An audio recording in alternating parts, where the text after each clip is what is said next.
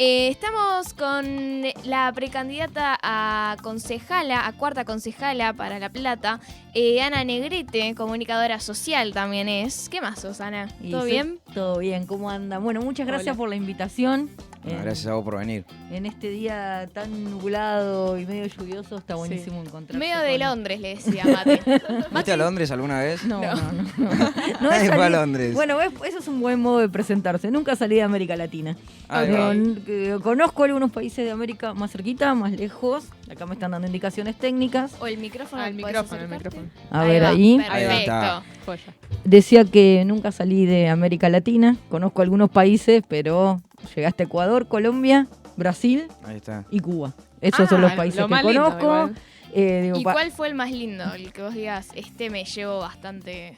Cuba. Sí, Cuba, es la revolución, es mucho de las cosas que pensamos que nos representan, y además tiene una playa maravillosa. Claro. Y les cuento, por hablar algunas cosas, cuando fui a Cuba,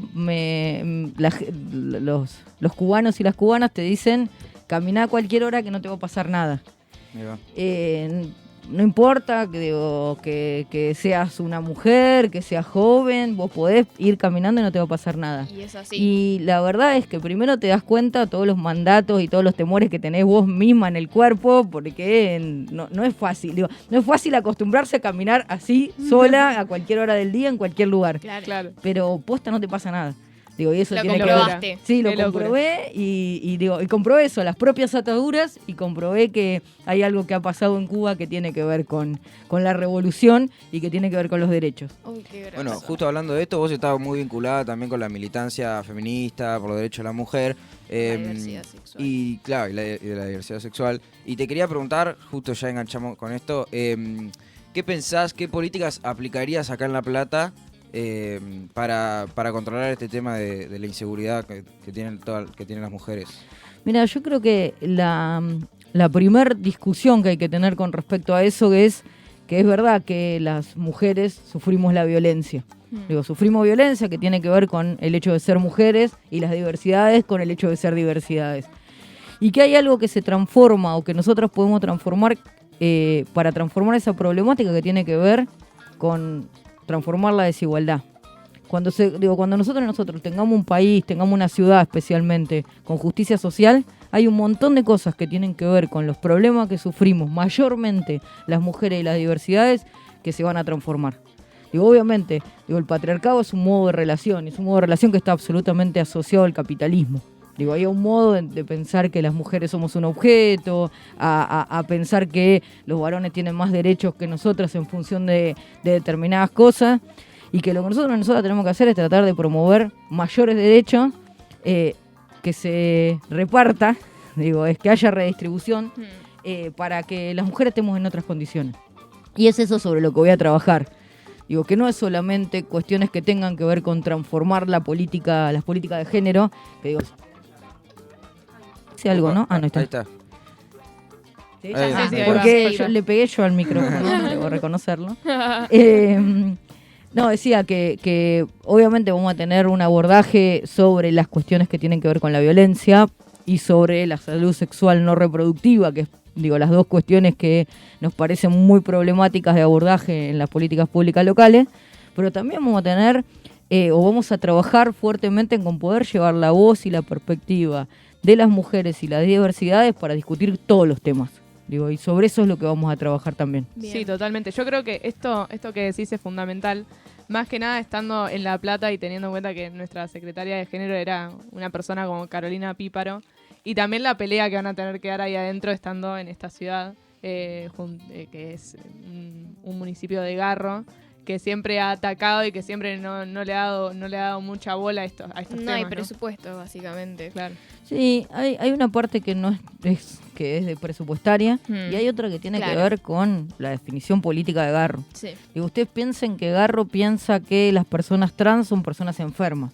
Entonces vos estás hablando con un intendente que piensa que no son sujetos de derecho y que tienen alguna enfermedad que hay que corregir. Empezando de ahí, casi ninguna política que tenga que ver con la inclusión de los derechos para las personas trans se promueven en este municipio. Así cada cosa. Digo, en esta semana nosotros acompañamos a la mesa local de violencia, que es la verdad que es una mesa multipartidaria, donde además están juntos, Cambiemos, como vieron que ahora se cambiaron el nombre. Sí. Eh, Que aparte ha habido quilombo, ¿viste? Que había gente que dice, no sé por qué se cambiaron el nombre. se cambiaron de Medio nombre y raro. de ciudades. Ni siquiera se ponen de acuerdo para cambiarse el nombre. Digo, pero nada, digo, habla de ellos también. No, y lo que les contaba es que desde la mesa local se promovió una ordenanza para que en todos los centros de salud primaria haya una consejería de salud sexual no reproductiva. Y una cosa que pasó es que se presentó esa ordenanza impulsada por diferentes concejalas del oficialismo y de la oposición, es decir, del Frente de Todos y de Cambiemos, y cuando se tenía que tratar en las comisiones, los de Cambiemos no fueron. Entonces digo, eso es la importancia que le dan, ni siquiera van a discutir. Sí, Digo, claro. eso es terrible para nosotros. Para ir un poco al pasado, se podría decir, y para que te conozcamos un poquito mejor, te queríamos preguntar cuál es tu primer recuerdo que tenés sobre la militancia, alguna anécdota que te haya quedado, cómo arrancaste también a militar. Mira, yo tengo recuerdos de cuando era chica, porque mi vieja tenía algún tipo de inclinación con la participación política. Mi mamá era peronista, yo soy peronista, mi vieja no era peronista. No se está escuchando, a ver. A ver, ahí. Está funcionando medio, a ver, ahí entra Luqui. Acá viene el que sabe. Ahí está. Ahí va, me Ahí parece. estamos. Sí, ahí está. Entonces tengo como recuerdos más de niña de acompañar a mi mamá a algún tipo de movilización, algún tipo de estadio, digo todas las... ¿En el año? Y mirá, yo nací en el 78, así que ponele que en el 83... Yo nada, Qué año complicado el 78. Qué año complicado el 78. Sí, total. Entonces, con la vuelta a la democracia, son mis primeros recuerdos de algún tipo de participación política. De mi familia, de mi vieja especialmente. No ha habido recital de León Gieco, Víctor Heredia en esta ciudad que yo no haya ido. Digo, incluso de chiquita, durmiéndome en las gradas, me reacuerdo de eso.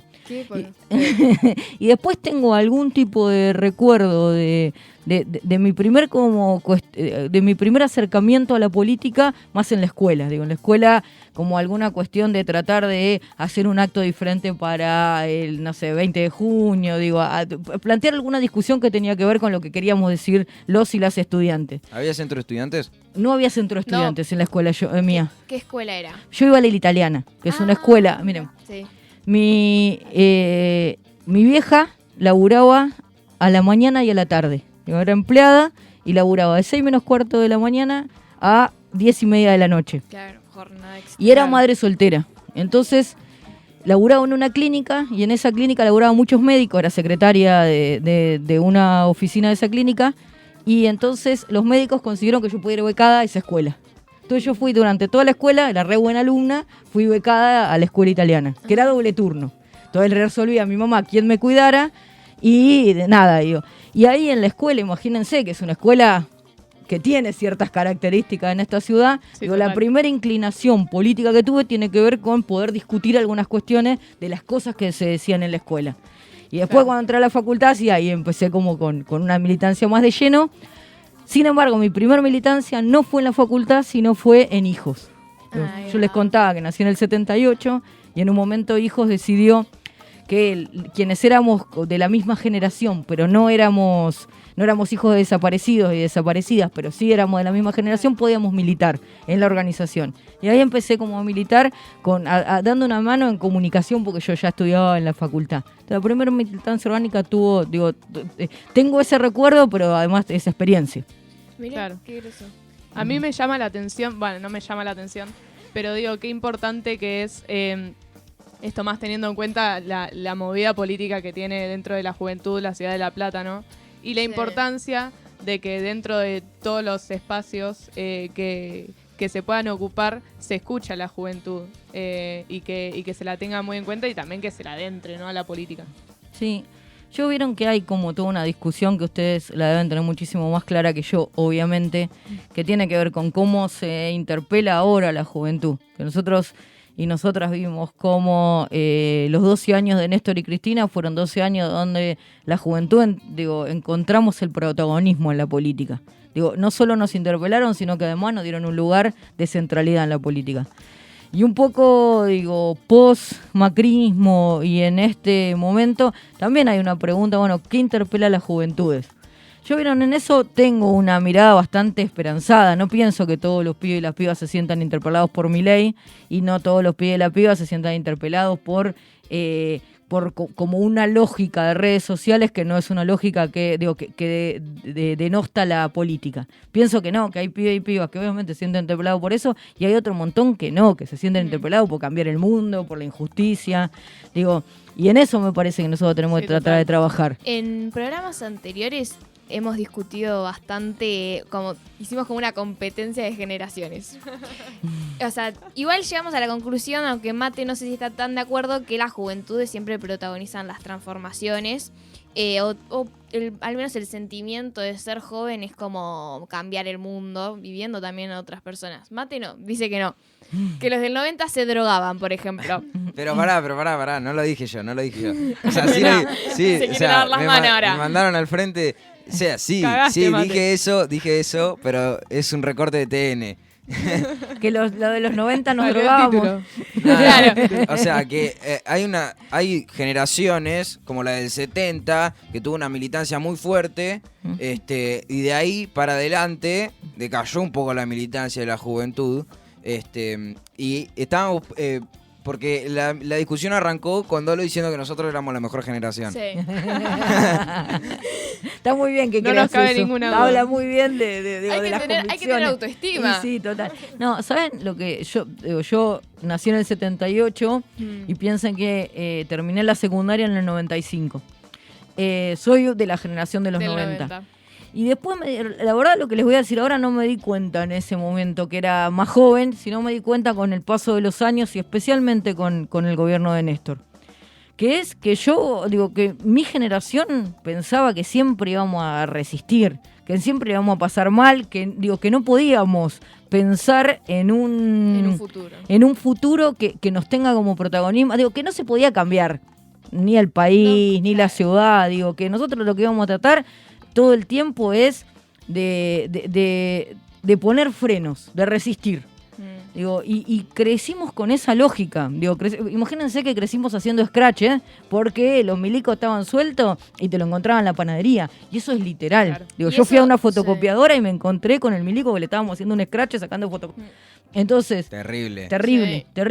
Entonces me parece que nuestra generación sí está atravesada estaba atravesada en la juventud con una idea de resistencia y que después fuimos desaprendiendo y que había posibilidades de transformar desde la política. Y creo que ustedes como generación tienen han visto eso muchísimo más de cerquita y más como crecido con esa idea. Claro, viendo la historia ya desde la resistencia peronista, que está este sentimiento de resistir o de... Levanto la voz, me dice la productora. Que está este sentimiento de resistir. Y que con la llegada de Néstor nos dio un poco más de esperanza y nos dio esto de proyectar a futuro, de tener proyectos, de saber dónde estamos parados también. Creo que pasó eso. Sí, total. Y por eso además catalogamos a los del 90 como la juventud que se drogaba. Terminamos también. Hacíamos lo que podíamos. Claro. Con esa decepción. Pará, me quemó mal. Yo creo que el gobierno de Néstor y de Cristina lo que hizo justamente es sumarnos a la política y decir, la política es la herramienta para transformar el mundo que tenemos, hay que usarla. Total. Yo creo que aprendimos eso, creo que ahora estamos en otro tiempo. No me gustaría volverme adultocéntrica con pensar esto, que los jóvenes no se interpelan, sino que hay que darle la vuelta. No sé, el otro día, el lunes, fui a charlar con unos pibes que hacen trap, riña de gallo y demás en Plaza Moreno. Y de verdad los pibes te cuentan una organización que es impresionante. Capaz que no los interpelan lo mismo que interpelan a otros jóvenes más asociados a la política, pero tienen una metodología de organización, tienen códigos con respecto al cuidado del espacio, a la ocupación del espacio público y demás. Entonces me parece que lo que tenemos que, y nosotras también, como adultos, como adultas, tratar de eso, de no volvernos adultocéntricos, de pensar que el modo que nosotros pensamos es el modo que tiene que ser. Digo, y ahí es donde me parece que está el mayor desafío. Es decir, bueno, ¿cómo hacemos para acercar a los pibas y a las pibas a la política, a la toma de decisiones, a pensar que se puede transformar la desigualdad sin ser quienes bajamos línea todo el tiempo, le decimos cómo tienen que ser las cosas? Yo muchas veces le digo a mis compañeros cuando siento que alguien más grande nos baja línea, digo, si ustedes ven que en algún momento me pongo así, díganmelo. Claro, díganmelo adviértanlo. porque digo, me parece que ahí hay un gran desafío. Sí, para la gente que está escuchando y no sabe quién es Ana Negrete, ya para arrancar dijimos precandidata a cuarta concejala por la Ciudad de La Plata, en la Ciudad de La Plata por el Frente de Todos, ¿no?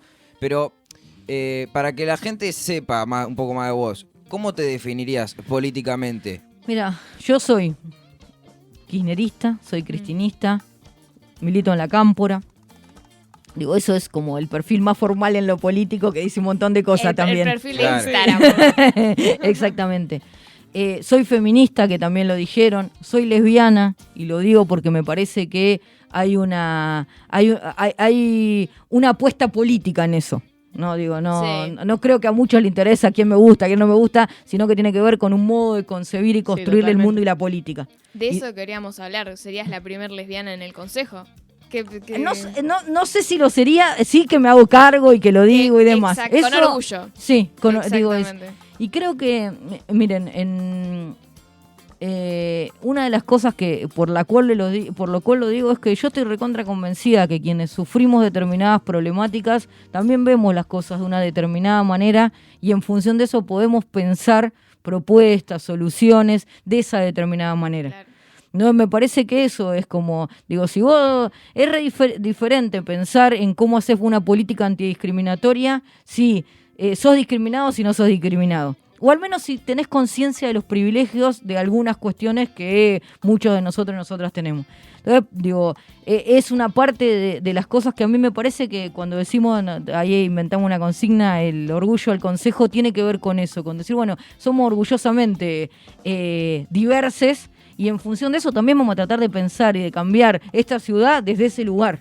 Digo, Total. que no es un lugar hegemónico, que no es un lugar que digo de la normalidad, muy por el contrario. Digo, y sobre eso vamos a trabajar. Después digo, te digo más de mi presentación. Soy docente universitaria, me encanta ser docente, me gusta el proceso pedagógico, me gusta encontrarme con las pibas y los pibes de la universidad, que es donde doy clase. Viví casi toda mi vida de más chica en Los Hornos, ahora vivo en Saboya, que es un barrio de Citibel. Soy de Estudiantes, soy hija de una madre que fue recontra importante para mi vida y para mi trayecto, digo, fue como la figura más importante de mi familia, digo, era una madre soltera, imagínense, hace 43 años, que no es lo mismo que ahora, y mi vieja se las bancó todas, y yo digo, me parezco o intento parecerme bastante a mi vieja. Digo, eso es creo lo que soy, y soy una persona, digo, que encontró en esa madre que laburó muchísimo para transformar la situación de cada una. Digo, soy la primera generación de universitarios de mi familia, soy la primera graduada de la universidad de toda mi familia. Encontré que uno puede ser buena persona, puede esforzarse mucho. Digo, esto que yo le decía, yo vi a mi vieja laburando de 6 menos cuarto de la mañana a 10 y media de la noche todos los días de su vida. Y que encontré que todo eso sin la política no alcanza. Y entonces creo profundamente en la política como herramienta de transformación para transformar la humanidad, para transformar la ciudad, para transformar las condiciones de vida. Y sobre eso trabajo todos los días. Porque soy, digo, primordialmente, coyunturalmente candidata, pero lo que soy es militante. Eso. Dijiste al principio de toda esa presentación que sos kirchnerista. ¿Por qué sos kirchnerista? Soy kirchnerista por casi lo que expliqué cuando explicaba mi generación, que es que a mi generación Néstor nos mostró que la política se podían transformar las cosas y que no hay que darle mucha vuelta a eso, digo, que tiene que ver con con saber qué es lo que querés para la vida cotidiana, para la vida sencilla de cada uno y cada una, y que nosotros y nosotras tenemos que disputar el poder para poder generar esas condiciones de vida de las personas. Soy kirchnerista porque Néstor y Cristina me enseñaron que hay un modo de transformar la realidad que tiene que ver con la política y que se puede hacer, que es voluntad, y es decisión. Entonces, además de porque pienso que Cristina es el sujeto político más lúcido de nuestra historia. En eso también. Que no se ha corrido un minuto de la convicción de gobernar para las mayorías. Inclusive, a veces a costo de su propio lugar, de su propia imagen, inclusive de su propia familia. Exactamente. Clarísimo. Para volver un poco al consejo, ¿cómo le explicarías acá el 12 de septiembre, ya el domingo, este domingo no, el otro, votamos las PASO? ¿Cómo explicarías cómo funciona el consejo, qué se va a votar? Presentar también la lista del Frente de Todos, ¿cuál es? Mirá, estamos en la lista 2 del Frente de Todos, que encabeza Luis Arias. El Consejo Deliberante, la pregunta está buenísima porque yo veo que más allá del gran laburo que han hecho, que hacen nuestros compañeros y compañeras concejalas y concejales, muchas veces el Consejo Deliberante está re lejos de la gente. Sí. Los platenses y las platenses no conciben el Consejo como un lugar donde se tomen decisiones sobre su propia vida. De representación. Exactamente. Sí. Entonces creo que ahí hay un laburo político importante por hacer, que es interpelar, que es acercar, que yo hago un ejercicio de que cuando me encuentro con compañeras, cuando voy a actividades, yo les pregunto a muchas de las compañeras, especialmente las del territorio, si conocen el Consejo. La mayoría no lo conoce. No, entonces me parece que ahí hay un laburo por hacer. El Consejo Deliberante son 24 concejales y concejalas. En esta elección se renuevan 12. El Frente de Todos renueva 5 concejales, que es lo que vamos a intentar sostener. Igual vamos a seguir siendo minoría, pero creo que nuestro piso tiene que ver con eso.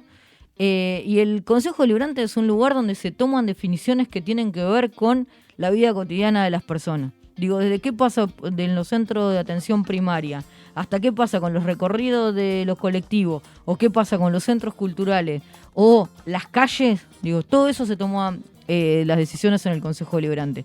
Y creo que es ahí donde nos tenemos que dar la posibilidad de discutir determinadas cosas, sabiendo que es difícil, porque la verdad que Garro lo tiene más como una escribanía donde pasar algunas cosas porque tiene mayoría que un lugar de debate y discusión política. Pero bueno, nosotros tenemos la obligación de llevar los temas que le preocupan a nuestros vecinos y vecinas y ponerlos en discusión y visibilizarlos. Y sobre eso es lo que vamos a trabajar. Claro. A mí, con esta descripción que hiciste vos, me parece un lugar de mucha escucha, ¿no? Que tenés que escuchar mucho a la gente y a todas las aristas que tiene también la vida cotidiana en una ciudad, obviamente.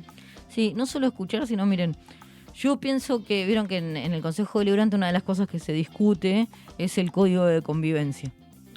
Y que nosotros y nosotras, tenemos una ciudad que es absolutamente rica en un montón de cosas, en su capital cultural, en su capital de trabajo, en el capital de conocimiento. Tenemos la universidad, una de las universidades más importantes del país. Y que es una ciudad que está absolutamente descuidada y en función de eso, además, es una ciudad absolutamente desigual. Y que lo que nosotros y nosotras tenemos que hacer es tratar de poder pensar un proyecto de ciudad donde las diferentes podamos convivir. ¿Qué es vivir juntos? Nosotros tenemos que discutir como personas, con experiencias diferentes, con trayectos diferentes, convivimos. Y convivir no es que uno aplaste al otro, que es lo que suele suceder. Como Garro decide que lo que gana son los negocios, lo que suele suceder es que la parte que más intereses tiene aplasta a la que menos poder y menos plata tiene. Nosotros y nosotras tenemos que pensar un proyecto de ciudad donde podamos convivir entre diferentes. Y eso me parece que es lo que nos tiene que desvelar y hacer trabajar todos estos años. ¿Cómo hacemos para que la ciudad sea una ciudad aposta para todos y todas? Sabiendo que a veces hay que ceder, sabiendo que a veces hay que discutir. Eso es la política también. Bien. Y ya para ir cerrando, ¿no? ¿Cuál es el tema que más tenés urgencia o más te gustaría tratar primero cuando entres al Consejo? Mira, yo el primer tema tiene que ver con seguir apostando a que se discuta las consejerías de salud sexual no reproductiva. Yo creo que nosotras, las mujeres y las diversidades, tenemos derecho a tener información, a tener herramientas para poder decidir sobre nuestros propios cuerpos. Y que eso es una herramienta que tiene que tener los centros de salud, de atención primaria de la salud. Entonces, es una de las primeras cosas que espero poder discutirlas. Digo, el proyecto está presentado, espero poder discutir eso. Y después otro de los proyectos que me gustaría presentar está más asociado a la cultura, digo, y es uno de los primeros. Digo, acá hay una orquesta municipal, una orquesta de música municipal, que es una orquesta histórica que ha pasado cada uno de los gobiernos de la historia de nuestra ciudad, y Garro la desfinanció y la abandonó. Sí, que no está en actividad. Exactamente. Y el director se llamaba Roberto Ruiz. Y nosotros en un momento presentamos un proyecto para Roberto declararlo ciudadano ilustre. Y no nos dejaron discutir ese proyecto. Digo, que no era nada más que decir que un chabón que había hecho un aporte gigante a nuestra ciudad tenga la posibilidad de que lo reconozca su propia ciudad. Roberto se murió en pleno macrismo, y a mí me gustaría volver a presentar ese proyecto porque me parece que es una deuda que tenemos los y las platenses, reconocer a un chabón que hizo un aporte a la cultura de nuestra ciudad. Bueno, La verdad que... hermoso. Sí. Hermosa charla. De hecho, hace mucho que no teníamos a alguien acá en el estudio, ¿no? Bueno, muchas gracias Sí, por la sí. invitación, entonces. Así que fue muy lindo. Te agradecemos por la invitación. Una cosa que les digo Sí. es, ojalá que los y las platenses acompañen a la lista 2 del Frente de Todos, que podamos entrar al Consejo Deliberante, y que esto, que es una entrevista, digo, se convierta también en un lugar donde encontrarnos, porque si nosotros y nosotras estamos dentro del Consejo Deliberante es por nuestros compañeros y compañeras. Entonces, que sientan que es un espacio donde ir a golpear la puerta y decir, che, ¿por qué no hacemos esto? O miren, ustedes están promoviendo esto, pero para nosotros va por acá. Digo, eso me parece que es lo que nosotros tenemos que construir como participación política también de todos y todas, y es nuestra responsabilidad. por Te ser. agradecemos Totalmente. un Desde la ciudad de La Plata, transmite Usina Radio.